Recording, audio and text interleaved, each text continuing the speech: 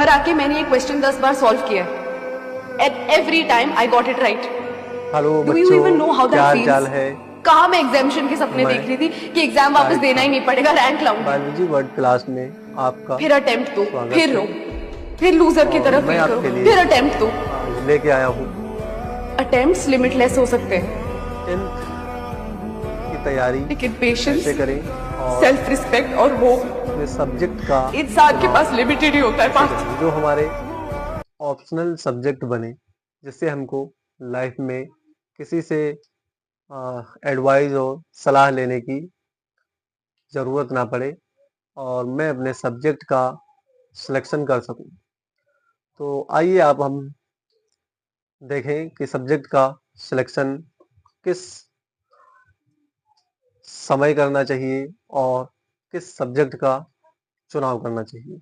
आप अपने दिल से ये ज़रूर ठान के आए होंगे थंबनेल देख के कि इसमें हम अपने सब्जेक्ट का चुनाव कर लें, और यही सही मौका है आपको जब आप 10th में यानी कक्षा 10 में पहुंचते हैं। फिर उसके बाद में 11th 12th के बाद ग्रेजुएशन, ग्रेजुएशन के बाद पोस्ट ग्रेजुएशन और पोस्ट ग्रेजुएशन के बाद में जेआरएफ नेट किसी कंपटीशन की तैयारी भी कर सकते हैं। जिस प्रकार से हम आज आपको बताने जा रहे हैं कि सब्जेक्ट का चुनाव कैसे करें और किस क्षेत्र में जाना चाहिए। बहुत सारे क्षेत्र हैं हमारी एजुकेशन सिस्टम के अंदर, जैसे एलएलबी और यूपीएससी का एग्ज़ाम, पीसीएस का एग्ज़ाम, यूपीपी, लेखपाल, ये जो होते हैं, ये किस प्रकार से कौन से सब्जेक्ट चुनने से कैसे इनका परफॉर्मेंस होता है, और टीचर किस सब्जेक्ट को चुनने से टीचर का परफॉर्मेंस अच्छा रहता है, और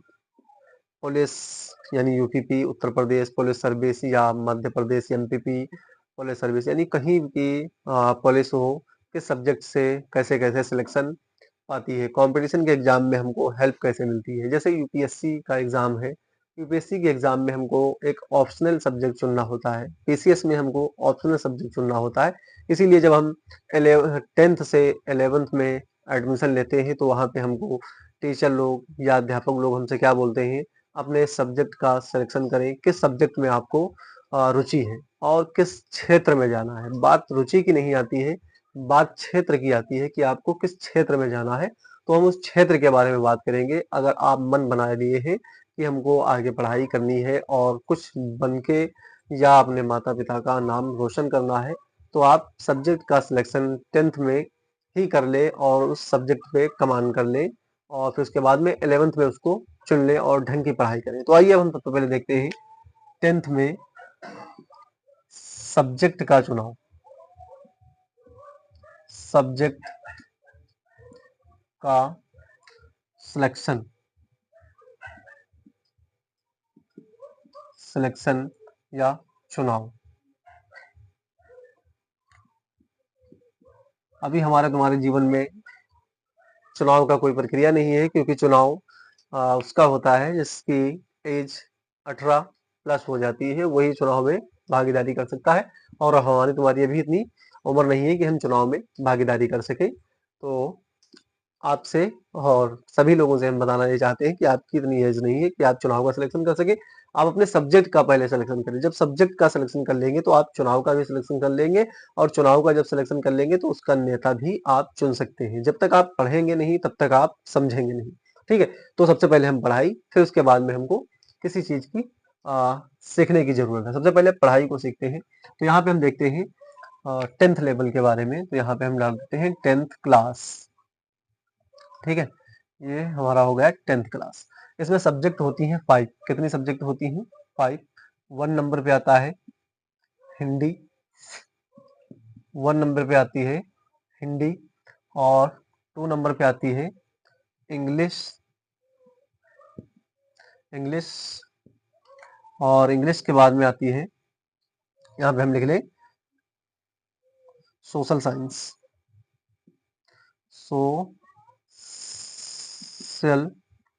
साइंस, ठीक है, सोशल साइंस। और फिर उसके बाद में हम यहाँ पे लिख देते हैं साइंस, और साइंस के बाद में मैथ।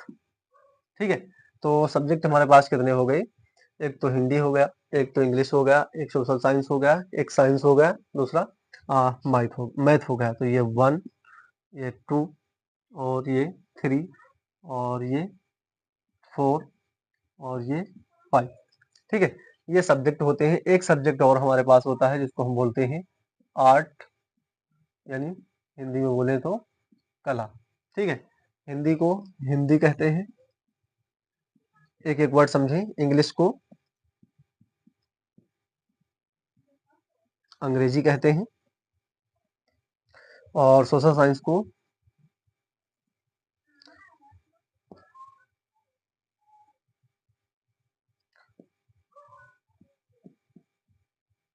सामाजिक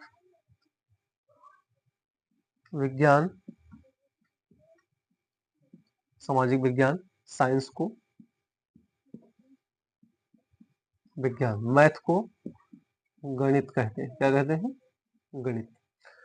अब इतनी सब्जेक्ट हमारे पास होती हैं और सबका बोझ या सबका भार हमको लेके चलना होता है। हाई स्कूल में मैथ वाला आता है टीचर, तो अपने मैथ के बारे में बताता है और उसको कंप्लीट देता है और आपको होमवर्क देता है कि इसको करके लाएं, और नहीं करेंगे तो आप पिटे जाएंगे।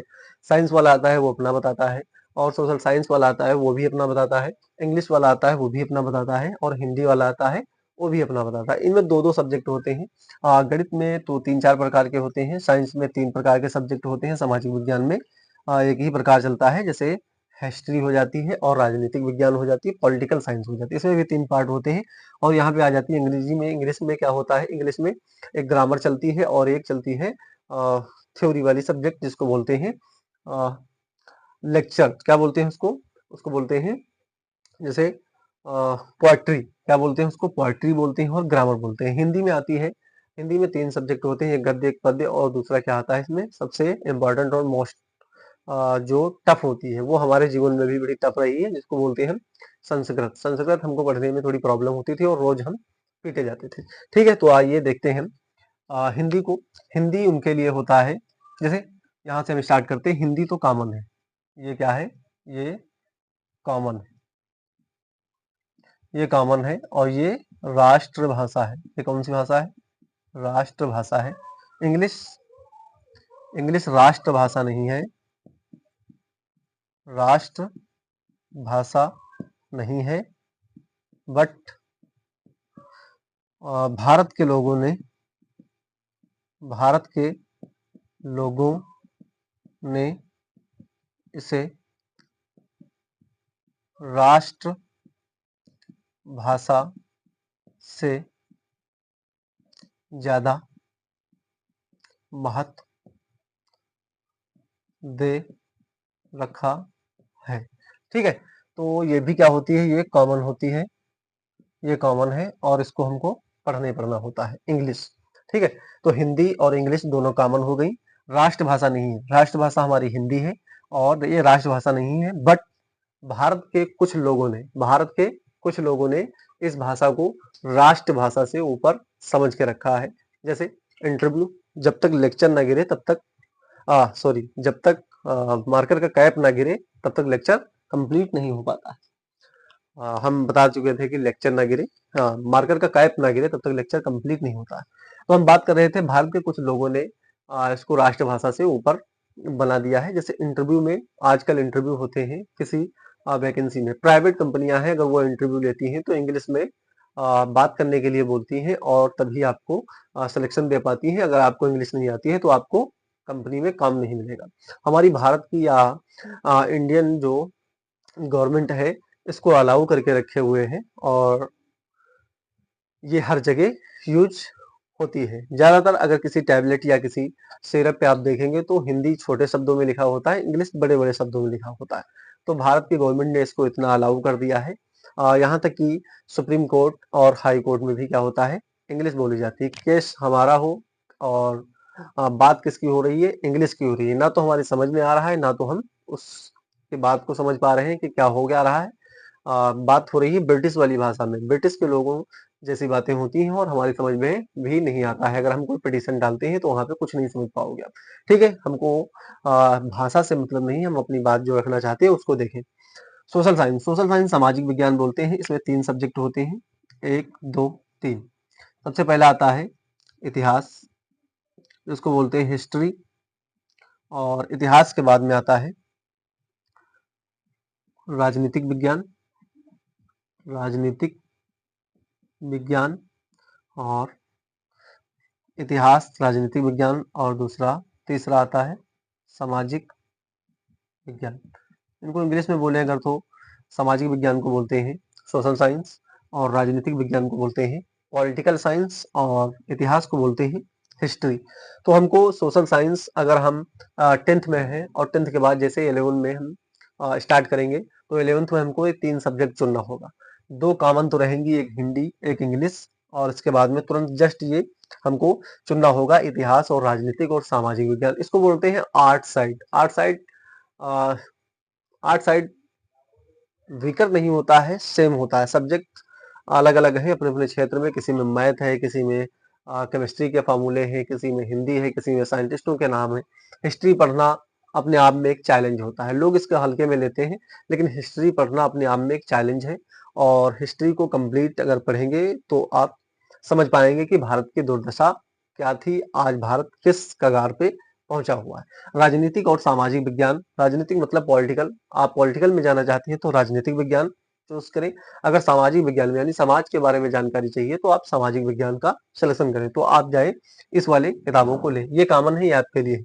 और ये जो है ये अलग अलग क्षेत्र डिवाइड करती है। फिर इसके बाद में आता है साइंस। हम 4th नंबर में पहुंचते हैं, जिसको बोलते हैं साइंस और विज्ञान होती है। विज्ञान में 3 क्षेत्र होते हैं, 1, 2 और ये 3 होता है। इसमें आता है सबसे पहले हम लिख देते हैं फिजिक्स को, और फिजिक्स के बाद में हम लिखते हैं यहाँ पे केमिस्ट्री, और केमिस्ट्री के बाद में हम लिखते हैं जूलॉजी। जूलॉजी आती है, ठीक है। जूलॉजी में 2 पार्ट होते हैं, एक होता है बायो, यहाँ पे लिख देते हैं बायोलॉजी। क्या लिखते हैं? बायोलॉजी।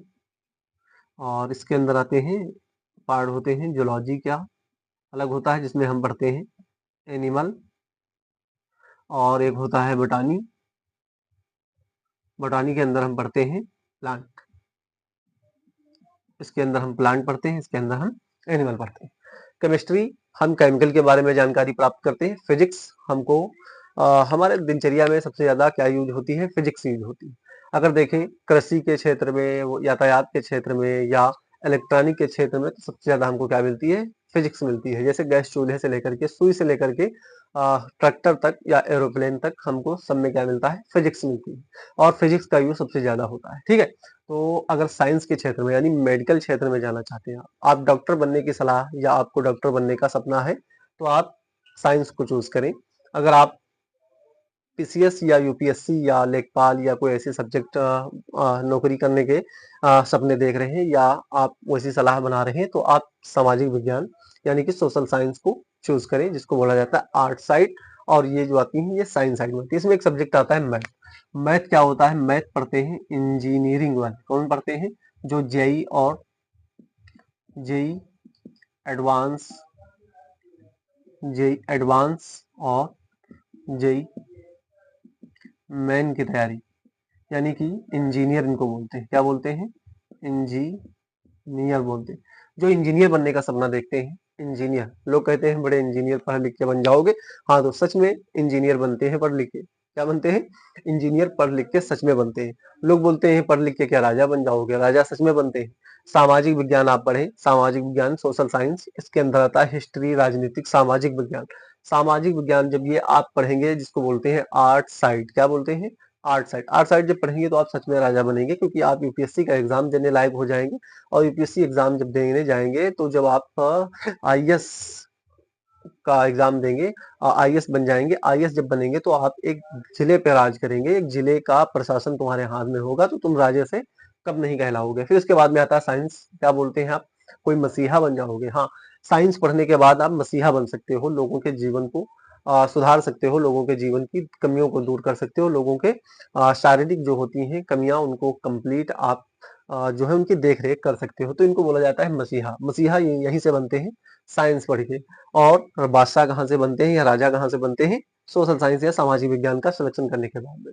अगर इंजीनियर बनना है, आप बिल्डर बनेंगे या कोई भी ऐसी अ, तकनीकी जो भारत सरकार को अच्छी-अच्छी सलाह देने में काम आती है इंजीनियरिंग, तो वो बनते हैं मैथ। मैथ पढ़ेंगे, मैथ के साथ में सब्जेक्ट जुड़ता है साइंस, मैथ के बाद फिजिक्स, फिजिक्स के बाद केमिस्ट्री, ये तीनों बनाती हैं इंजीनियर।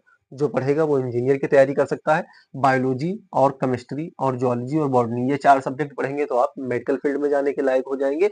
आप पीसीएस या यूपीएससी का एग्ज़ाम देने चाहते हैं या लेखपाल या ऐसे हल्के-फुल्के जो एग्ज़ाम होते हैं, जैसे छोटे एग्ज़ाम, हाई लेवल के एग्ज़ाम। हल्के-फुल्के का मतलब ये नहीं कि एग्ज़ाम कोई आसान है। हल्के-फुल्के का मतलब ये है कि छोटे लेवल के एग्ज़ाम जो होते हैं, बड़े लेवल का एग्ज़ाम यूपीएससी का एग्ज़ाम होता है। भारत में सबसे टफ़ेस्ट एग्ज़ाम अगर कोई है तो यूपीएससी का एग्ज़ाम है, फिर उसके बाद में जेईई का एग्ज़ाम है, जेईई के बाद नीट का एग्ज़ाम है और क्लेट का आता है एग्ज़ाम। कौन-सा आता है? क्लेट का। क्लेट कहाँ से डिसाइड होती है? क्लेट आपकी यहीं से डिसाइड हो जाएगी, जिसको बोलते हैं वकील। वकील या जज। वकील या जज। वकील के बाद में क्या बनते हैं? जज बनते हैं।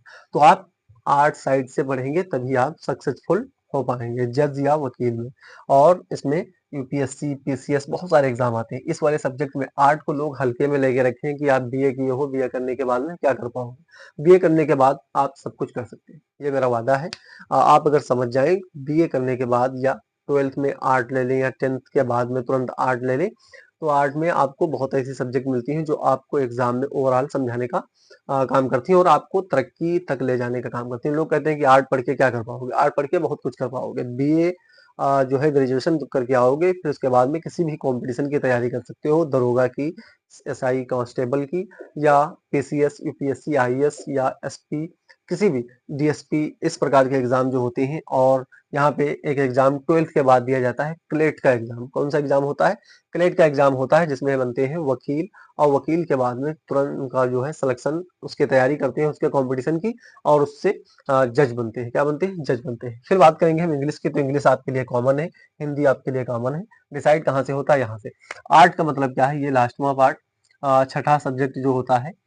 6 सब्जेक्ट होते हैं, सॉरी हमने बताया था 5, यहाँ पे 6 सब्जेक्ट होते हैं। आर्ट से क्या होता है? आप फोटो स्टूडियो बन सकते हैं। क्या बन सकते हैं? फोटो डिजाइन करना, नेम प्लेट बनाना, नेम प्लेट बनाना, बिल्डिंग के डिजाइन, गाड़ी के डिजाइन, घर के डिजाइन, अलग अलग प्रकार के यहीं से फोटोज बनाए जाते हैं, जिनको बोला जाता है आर्ट, यानी कला में ज्ञान रखना। आकृति बनाना, मूर्तियां बनाना, इस प्रकार से काम जो होते हैं ये आर्ट में होते हैं। तो यही से डिसाइड होता है। आप समझ पा रहे होंगे कि हमने क्या बताने का प्रयास किया है। आप अपने हिसाब से सब्जेक्ट का सिलेक्शन करें जिसमें आपको अच्छी पकड़ हो, यहीं से डिसाइड करना है। फिर उसके बाद में हम 12th का भी पार्ट, ये 1 है, पार्ट 2 भी बताएंगे आपको। क्या 12th में कौन कौन सा सब्जेक्ट कंप्लीट हम लें जिससे हमको उन्नति या तरक्की का सपना पूरा हो सकता है। सपने देखे हो तो उसको पूरा जरूर करें और मेहनत चाहे जितनी करनी पड़े, पीछे नहीं हटना है। कभी सपने को अधूरा नहीं छोड़ना है, जुटे रहना है, कभी ना कभी आप सक्सेस जरूर होंगे, ये मेरा वाला है। Thank you. और मैं मेहनत नहीं छोड़ूंगा, लगा रहूंगा, आएगा एक दिन जरूर आएगा, अपना टाइम आएगा।